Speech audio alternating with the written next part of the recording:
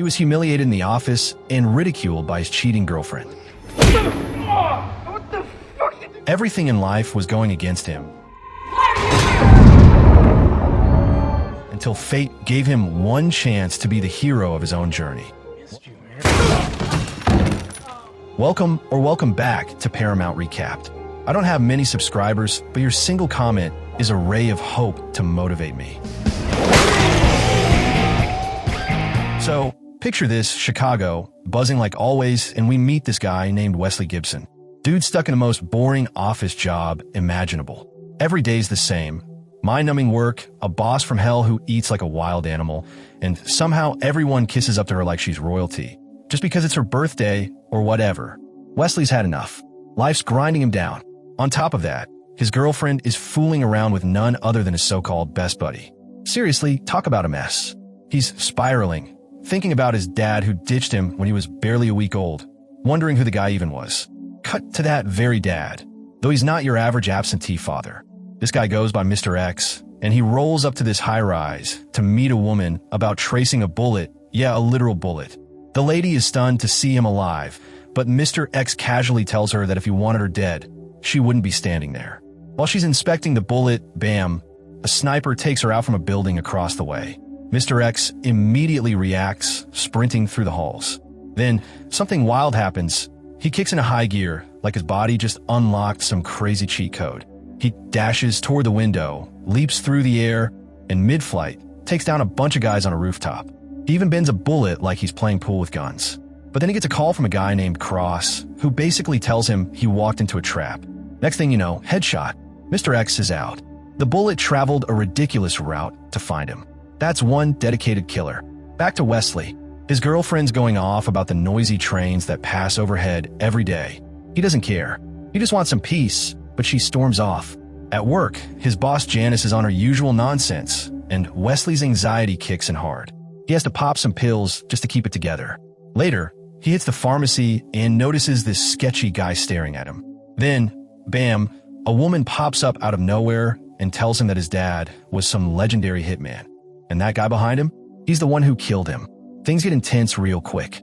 She whips out a gun and starts blasting at the man. Yep, that's Cross again.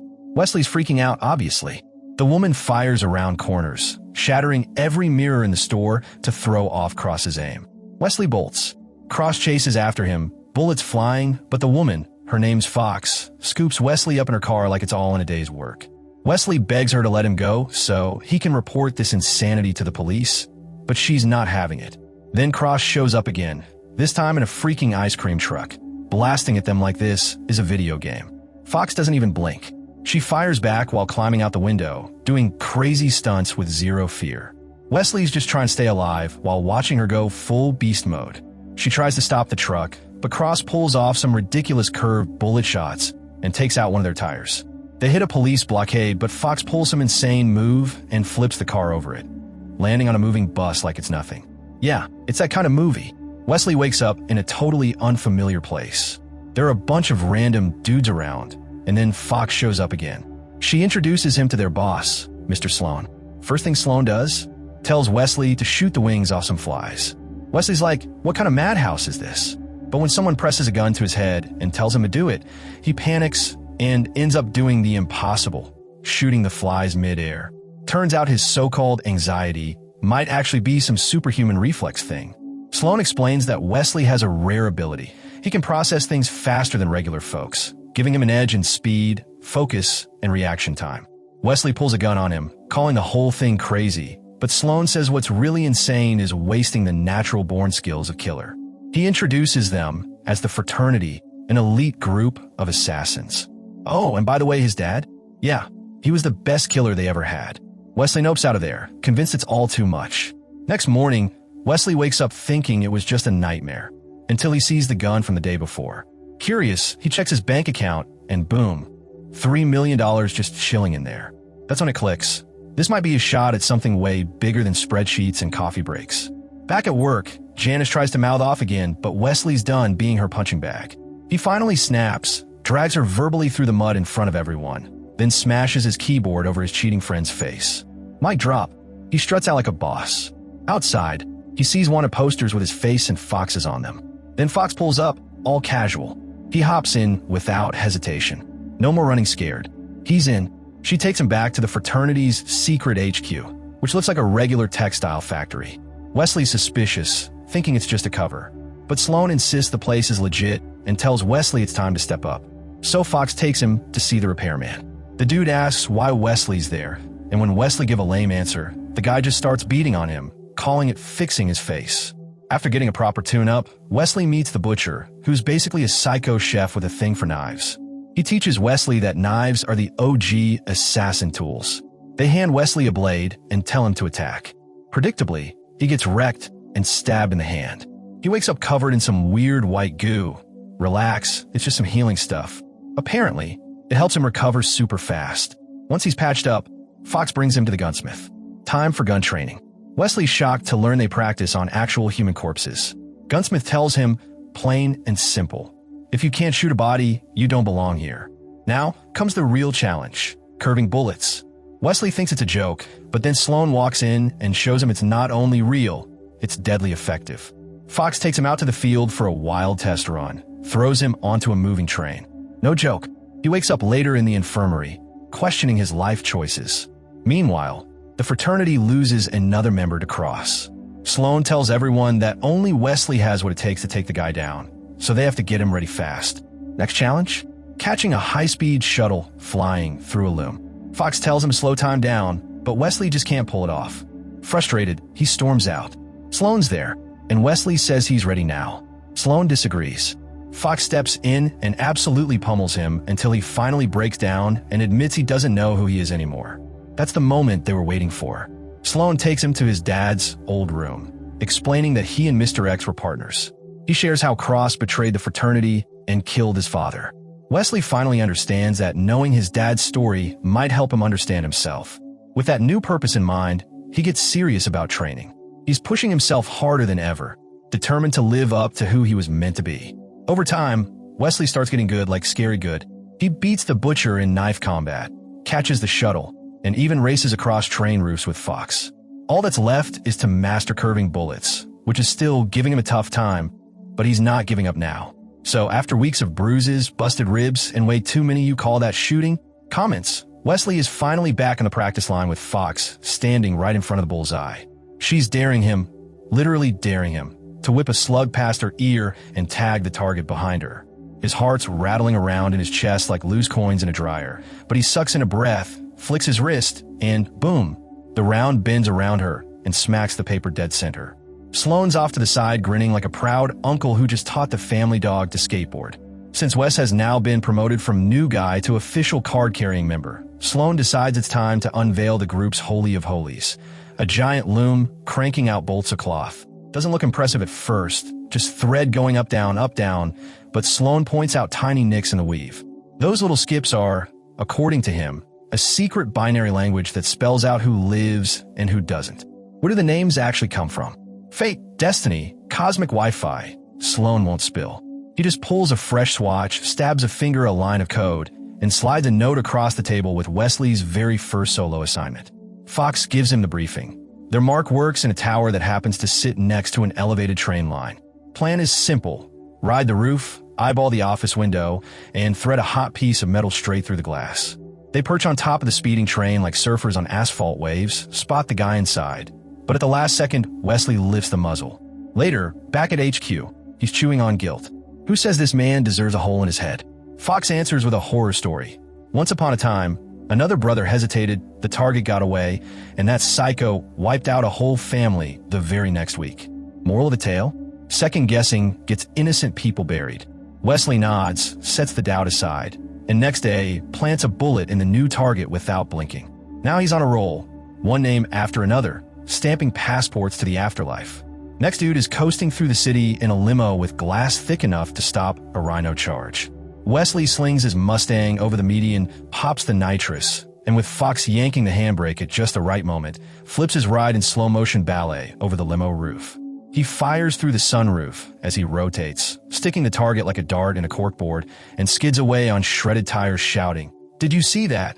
Later that night, he barges back into his crummy apartment to grab his late dad's custom pistol, only to find Barry when Wesley kicks the door off its hinges. The ex start their usual yapping about real men and paychecks, so Fox strolls in from the hallway, plants an extremely theatrical kiss on Wesley, and shuts the ex right up. Wes goes outside to wait while Fox pulls the car around, but the street goes quiet, too quiet, and then Cross's bullet whistles past his cheek. Wesley dives, returns fire, but the older assassin Houdinis into thin air. Using that adrenaline-powered focus trick, Wes tries to feel Cross's next move and fires at a shadow that turns out to be the repairman. Crash course in regret.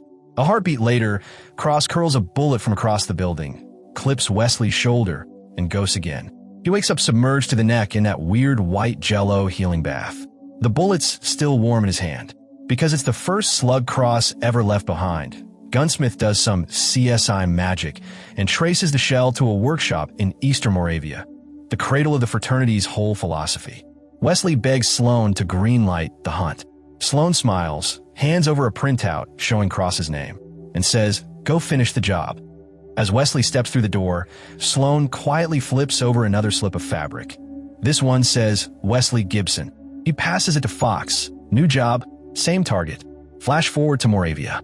Wesley tracks down the ammo artisan who machines Cross's funky gear. The craftsman bolts the second he sees that American face, but Wesley tackles him into a stack of barrels. Before the guy can squeeze the trigger, Fox shows up and slides a knife right across his gun hand. They interrogate him, and the guy agrees to set him meet with Cross on the night train out of the city. Station's foggy, platforms rattling, nerves tight enough to snap. The maker ducks away to grab a smoke and never comes back. Double cross. Fox chases one way. Wesley hops the freight cars alone, stalking up and down polished corridors. Cross ambushes him near the dining car. And their first two shots collide mid-air, metal sparking like fireworks. Outside, Fox guns her car directly onto the tracks, launches off a maintenance ramp, and crashes halfway into Carriage 7. Total Michael Bay moment. The sudden impact sends the whole locomotive fishtailing toward a canyon bridge. Engineer yanks the e-brake, steel screams, cars jackknife, and the train tips into a slow-motion plunge over the ravine. Fox nearly slides off the roof, claws into the torn metal, and climbs back up.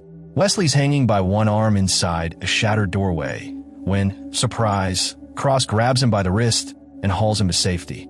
Wesley's reflex is to shoot anyway, and he puts a round into Cross's gut. The carriage finally snaps free, tumbles into the gorge, and wedges sideways between two cliff walls like a giant silver toothpick. Both men survive the drop, bruised and barely hanging on.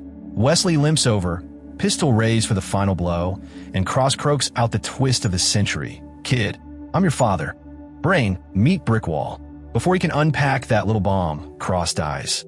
Fox shows up seconds later, confirms every word, and instead of finishing Wesley, she shoots out the floor glass. Down he goes with the corpse, splash landing in the river below. Morning light, new apartment, same milky bathtub medicine. Wesley pops out of the goo and finds himself inside a flat directly across from his old window back in Chicago. The elderly ammo maker is sitting nearby with tea and files.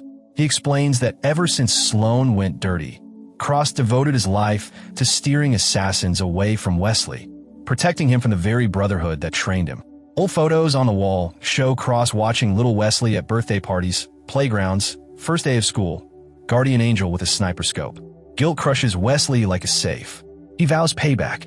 The craftsman tosses him another chunk of coated cloth, evidence that Sloan has been stitching his own problem people into the kill list for cash.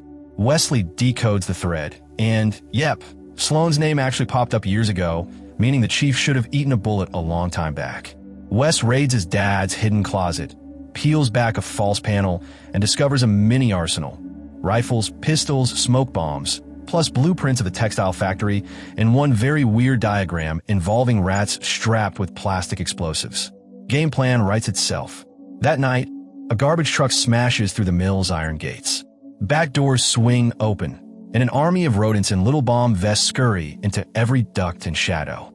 30 seconds later, the entire complex erupts in synchronized fireballs.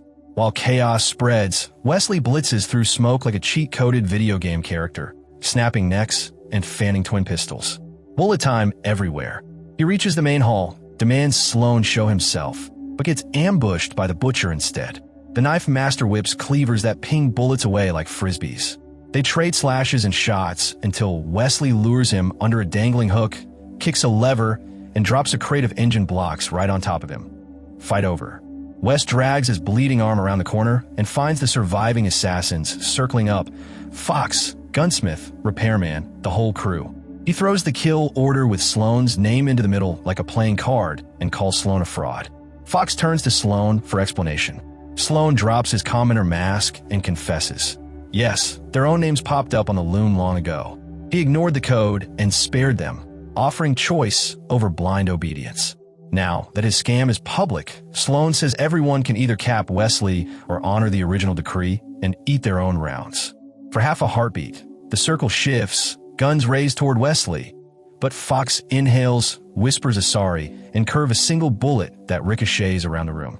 It threads through skull after skull, saving Wesley by killing everyone else, herself included. Wesley sprints after Sloane, but only finds empty hallways and a smashed window. The boss is gone. Weeks roll by. In a bland downtown skyscraper, a man dressed and groomed exactly like Wesley clocks in, sits down, starts typing. Sloane strides up behind him, smug victory smile locked in place. Click. The Wesley at the desk is just a decoy mannequin rigged to a pressure switch. Sloane realizes the trick a second too late. A round that was fired hours earlier from miles away zips through the glass and punches a neat hole in his forehead. Same stunt Cross once pulled. Across the city, on a rooftop, real Wesley lowers an antique rifle and mutters, "I'm taking back control of my life. What the hell have you done with yours?"